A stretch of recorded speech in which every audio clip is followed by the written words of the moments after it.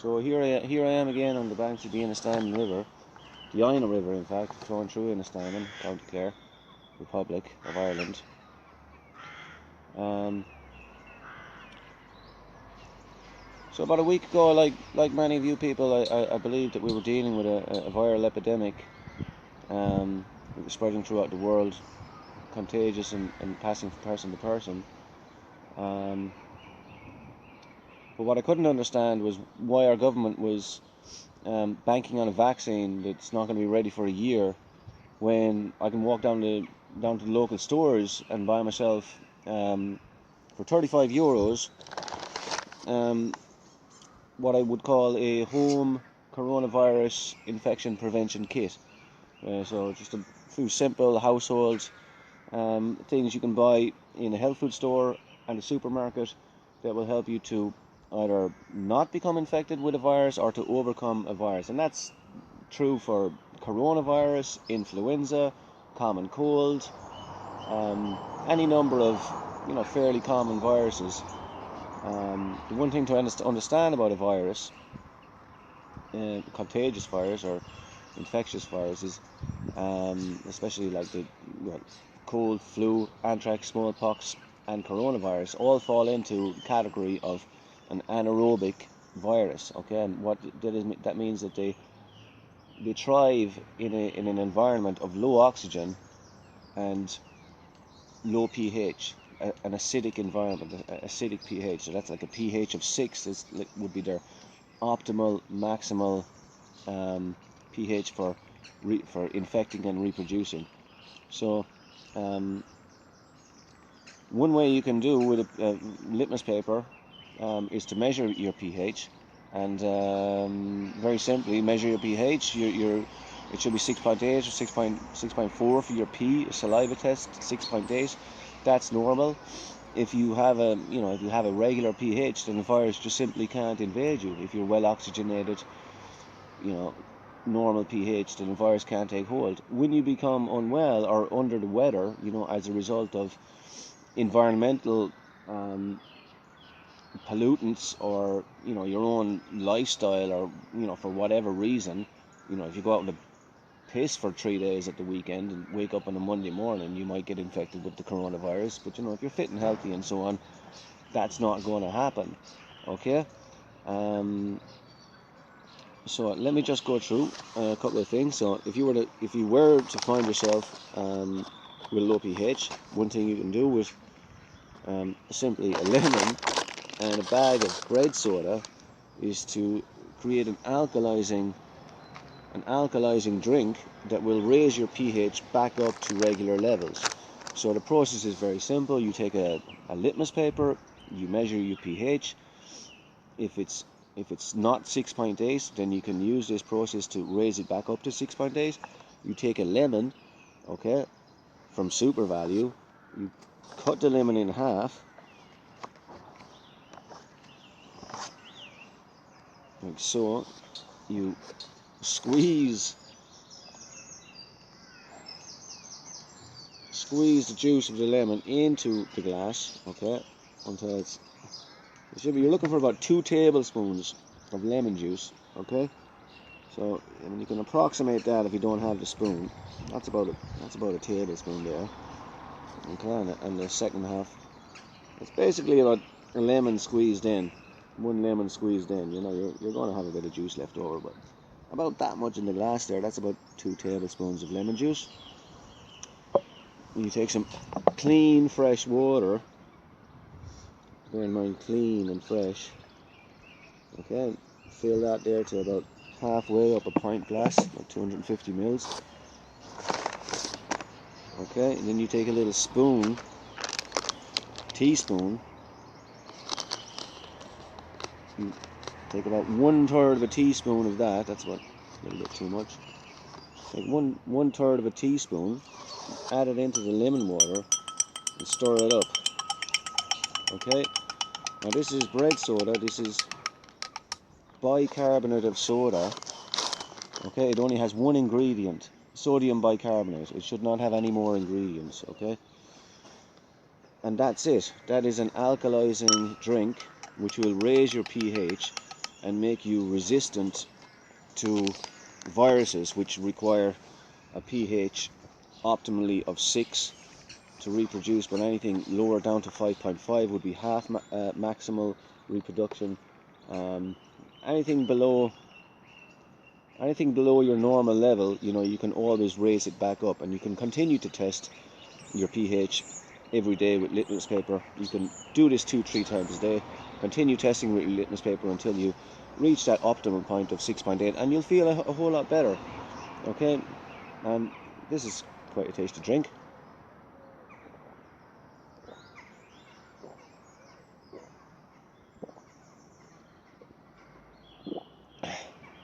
Two, 3 times a day, raise your pH back up to 6.8, makes you resistant to viruses of all types, including the coronavirus. Okay, now there's plenty of doctors in our government, okay, and every single one of them should be aware of the fact that viruses are pH dependent, okay, and should be giving you that advice as doctors, not alone as politicians, but as doctors, should be advising you that if you are susceptible to a virus, or if you are showing symptoms of a virus, then raising your pH is a dead easy way and cost-effective way. I mean, a packet of bread soda and a lemon costs €2.05. This bread soda will last a year for this process, and lemons cost about 50 cents in the shop. I don't know. This is another amazing product, okay, which is called olive leaf extract. Now this contains a substance, the extract of the olive leaf, which is oleuropein, okay, which look at, I've done the thing on olive leaf before. Olive leaf has been around for thousands of years, okay, literally. It has been used as a medicine for thousands of years, and it is only in the last 100 years since the introduction of the invention of pharmaceutical medicine and so on, that olive leaf and normal traditional medicines have become unfavorable or not talked about, more to the point, by the medical establishment. Okay, so this one has the effect of being able to dissolve the outer layer of the virus. Now the virus is simply a protein, okay, that's all it is. It's actually an immune system response to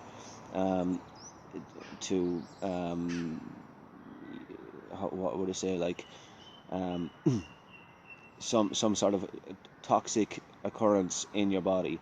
So I don't want to get into the ins and outs of it or whatever, but basically viruses are proteins which are produced by your own cells, okay, as an immune system response, okay, so to kind of mingle with the toxins and then use your own elimination processes, like snotty nose, spitting up phlegm, sweating out through your skin and so on, to expel the toxins from your body. That's what a virus actually does, okay. So the virus is actually the protein which is eliminating the toxin. It's the toxin which is the cause of your issue. The virus is then the thing which takes hold. And of course a virus can,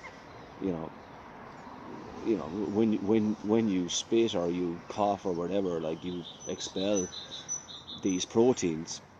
They're not necessarily contagious. It doesn't mean that just because you were even to spit on somebody that they then become sick.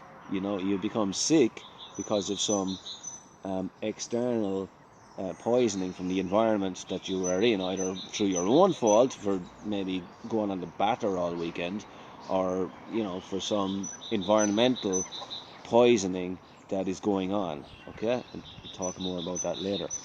Okay, so anyway, olive leaf extract, it dissolves the protein, the outer layer of the protein, and just renders it like useless and incapable of reproducing, okay? And then your body's natural elimination process then just get rid of it, okay? So this one is a good one to take whether you're well or unwell. It doesn't matter.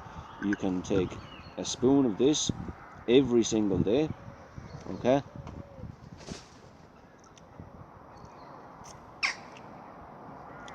Bit of a bitter taste. Personally, I prefer the raw leaf.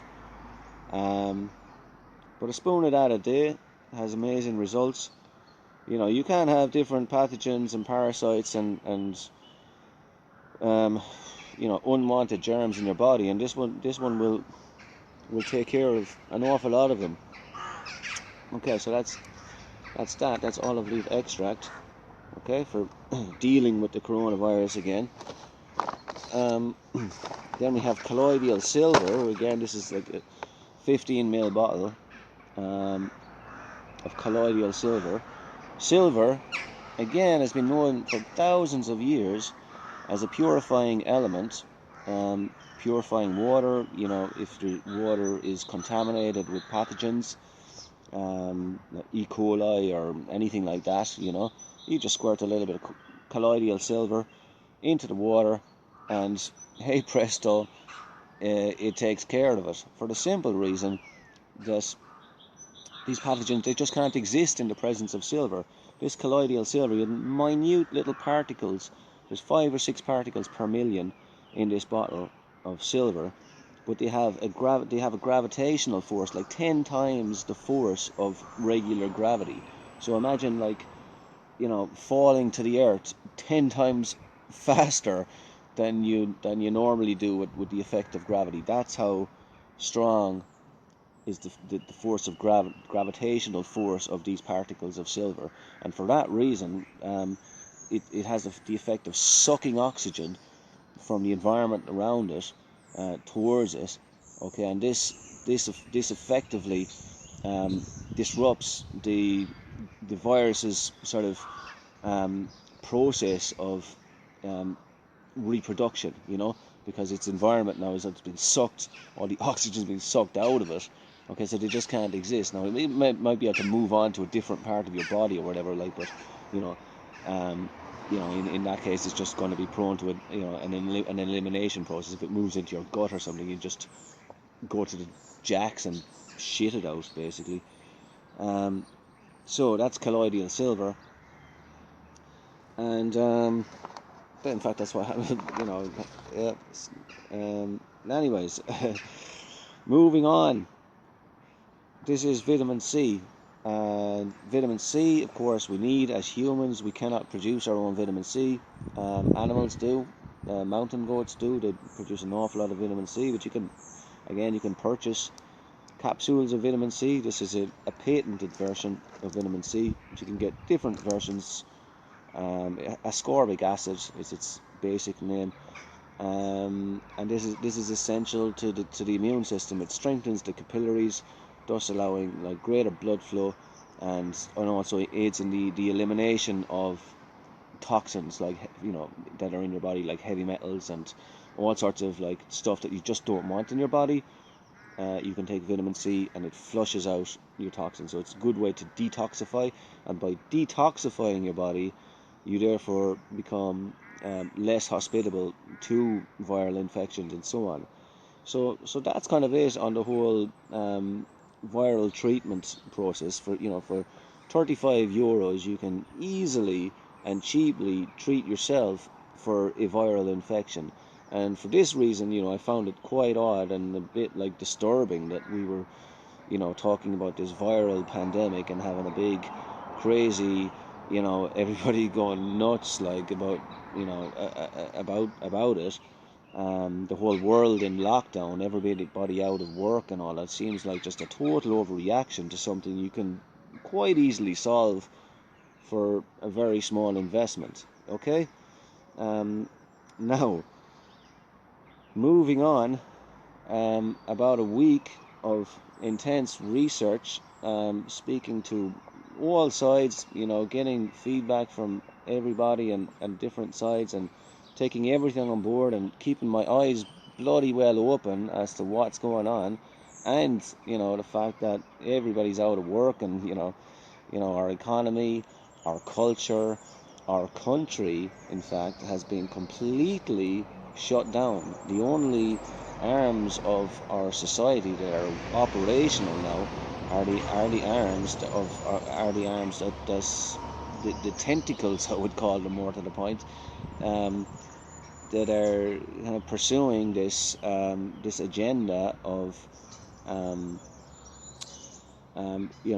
widespread testing, waiting for the vaccine, keeping everybody separated, not allowing, people to mingle or gather in groups or have any discussions about what's going on, not having any libraries open, not having any bookshops open, cutting out all avenues to information apart from the internet, which has been overloaded with absolute trash, with regurgitating the same total and utter crap that they are spouting out non-stop on our own Irish TV channel.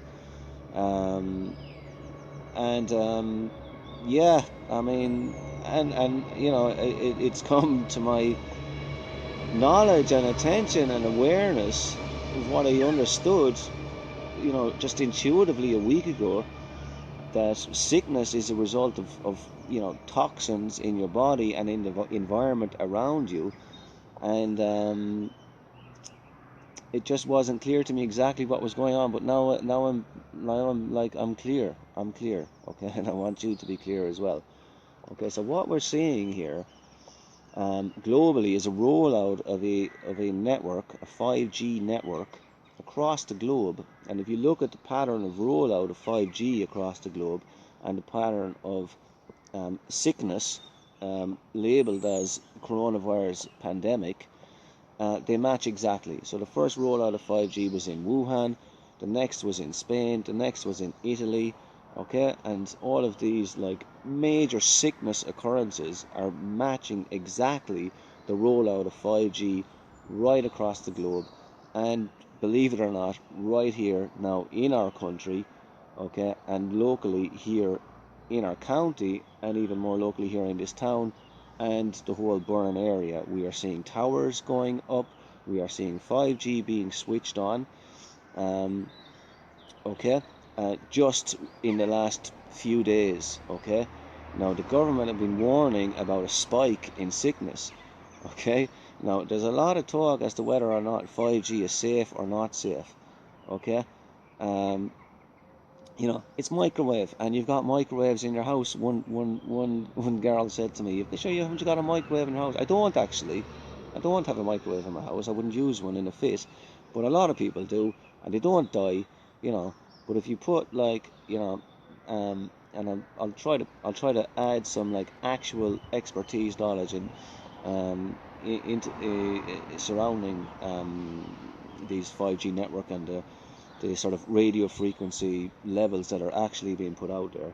But you're talking about, speeds that are 10 times greater than 4G, okay, being transmitted through the air, in a sort of what you call a matrix network, okay, where it's a kind of the fastest pathway that the information can find between all of these masts. So you don't need like just straight line cables or anything anymore.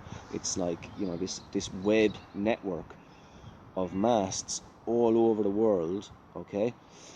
Now you say, well, why should that cause sickness?